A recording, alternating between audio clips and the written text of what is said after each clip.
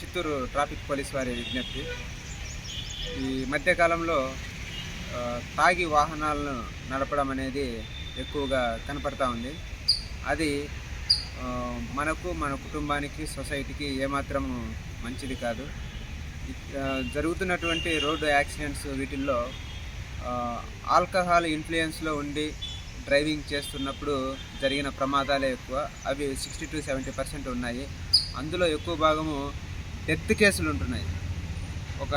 ఇంట్లో ఒక చిన్న యాక్సిడెంట్ జరిగిందంటే, గాయపడితే కొన్ని వారాల పాటు ఇంట్లో వాళ్లకు ఇబ్బందికరంగా ఉంటుంది. అలాంటిది తాగి ఇన్ఫ్లుయెన్స్లో వాహనాలు నడిపితే కుటుంబం ఎంత చిన్నాభిన్నం అవుతుంది, ఎన్ని సమస్యలు ఫేస్ చేస్తాయనేది ప్రతి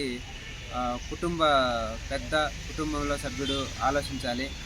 అది ఇటీవల కాలంలో చూస్తే ఈ విధంగా చనిపోయిన వాళ్ళు ఎక్కువ ఉన్నారు. మేము దీంట్లో భాగంగా జిల్లా ఎస్పీ సారు మరియు డిఎస్పీ సారు ఉన్నతాధికారుల ఉత్తర్వుల మేరకు ప్రతిరోజు డ్రంక్ అండ్ డ్రైవ్ చెక్కింగ్లు చేస్తూ ఉన్నాము. అయినా ఇందులో పదుల సంఖ్యలో పట్టుబడుతున్నారు. ఆ విధంగా పట్టుబడకుండా పోలీసు వారి నుంచి తప్పించుకొని సందులు గొంతుల్లో తప్పించుకొని వెళ్ళే వాళ్ళు ఎక్కువగా ఉంటున్నారు.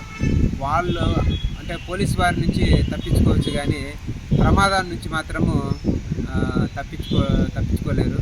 కాబట్టి మిమ్మల్ని ఇబ్బంది పెట్టడం మా ఉద్దేశం కాదు. ప్రజలకి రోడ్డు ప్రమాదాల నుంచి నివారించే దానికోసము యాక్సిడెంట్ జరగకోకుండా చూడడం మా ప్రధాన ధ్యేయము. అందులో భాగంగా చెకింగ్ చేస్తున్నాం. ఇందుకు గాను గౌరవ మెజిస్ట్రేట్ వారు దీనిపైన గతంలో సింపుల్గా 1000, 1500, 2000, 2500, 3000 అలాగ ఫైన్ వేసేవాళ్ళు. ఇప్పుడు గతంలో పనిచేసినటువంటి శంకరాస్ మెజిస్ట్రేట్ మేడం గారు టర్మ్ అయిపోవడం వల్ల ఆ ప్లేస్ని పీడిఎం జడ్జి గారికి ఇవ్వడం జరిగింది. మేడం గారు ఇందులో చాలా స్ట్రిక్ట్గా గట్టిగా ఉంటున్నారు. మొదటిసారి ఎంబీ యాక్ట్, మోటార్ వెహికల్ యాక్ట్లోని సెక్షన్ 185 ప్రకారము ఈ డ్రంక్ అండ్ డ్రైవ్ కేసుల్ని బుక్ చేయడం జరుగుతుంది. ఇందులో చూస్తే పనిష్మెంట్ అనేది చాలా సివియర్గా ప్రభుత్వము పబ్లిక్లో మార్పును తీసుకొచ్చే దానికోసం కొంచెము ప్రివెంటివ్ స్టెప్స్ తీసుకునేదానికి గట్టి చర్యలు తీసుకునే దాంట్లో భాగంగా ఫైన్ అమౌంట్ను పెంచడం జరిగింది. అదేవిధంగా జైలు శిక్షను కూడా పెంచడం జరిగింది. కాబట్టి ఇందులో మొదటిసారి వాహనంని తాగిన మత్తులో నడుపుతున్నట్లయితే మొదటిసారికి 10,000 రూపాయలు జరిమానా లేదా 6 నెలలు జైలు శిక్ష లేదా 2 విధించే అవకాశం ఉంది. అదేవిధంగా రెండవసారి గనక తాగి ఇన్ఫ్లుయెన్స్లో వాహనాలు నడిపితే పట్టుబడితే 15,000 రూపాయలు అంటే 15,000 రూపీస్ ఫైను మరియు 2 సంవత్సరాలు జైలు శిక్ష లేదా 2 విధించే అవకాశం ఉంది. కాబట్టి ఇది ముఖ్యంగా ఈ పట్టుబడుతున్నటువంటి వాటిల్లో పేద మధ్యతరగతి వారే ఎక్కువగా ఉంటున్నారు. ఇది మీకు ఆర్థిక భారాన్ని కూడా కలిగిస్తుంది.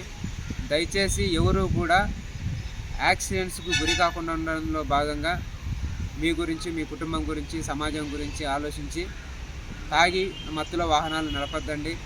మీరు తాగినట్లయితే 24 అవర్స్ వరకు దాని యొక్క ఇన్ఫ్లుయెన్స్ అనేది ఉంటుంది.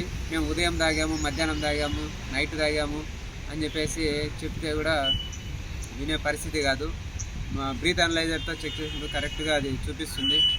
30 ml ఫర్ 100 ml ఎంజీకి 30 లోపల ఉంటే నాట్ అండర్ ఆల్కహాల్ ఇన్ఫ్లుయెన్స్, 30 దాటిందంటే కేసు బుక్ చేసేదానికి అవకాశం ఉంది.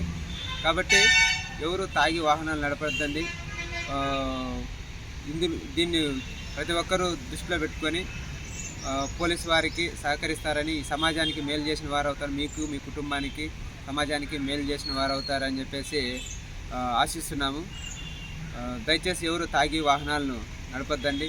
మైనర్లకి బైకులు కానీ, కార్లు కానీ వాహనాలను ఇవ్వద్దండి. లైసెన్స్ లేని వాళ్ళకు వాహనాలను ఇవ్వద్దండి. మీకు అవసరం కోసం అని చెప్పేసి అర్జెంటు పని ఉంది అని చెప్పేసి మీ వాహనాలు తీసుకెళ్ళి ఎక్కడో యాక్సిడెంట్ చేయడం కానీ, తాగి వాహనాలు నడపడం కానీ, ఇలాంటివి మైనర్ డ్రైవింగ్ చేయడం కానీ ఇలాంటివి జరుగుతున్నప్పుడు మాకు చాలా సంఖ్యలో వాహనాలు పట్టుబడుతున్నాయి.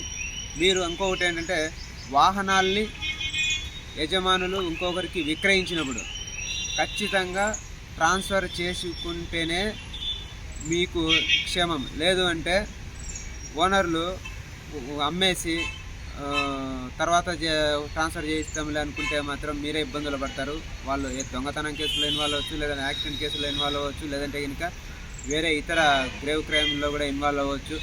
అప్పుడు బాధ్యత అనేది వాహనం యొక్క ఎవరి పేరైతే ఆర్సీలో ఎవరి పేరైతే ఉంటుందో వాళ్ళు ముద్దాయిలు అవుతారు.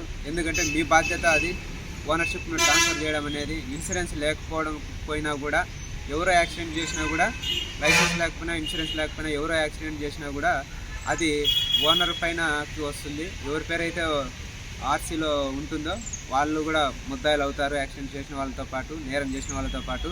దయచేసి మీ యొక్క ఓనర్షిప్ని ఖచ్చితంగా వాహనాలను అమ్మినప్పుడు ఖచ్చితంగా ట్రాన్స్ఫర్ చేసుకోండి. ఈ విధంగా చేసుకొని మరియు రోడ్డు నియమాలను ఖచ్చితంగా ప్రతి ఒక్కరూ పాటించి యాక్సిడెంట్స్ జరగకోకుండా గమ్యస్థానాలకు చేరాలని, అందరూ క్షేమంగా ఉండాలని ఆశిస్తూ ధన్యవాదాలు.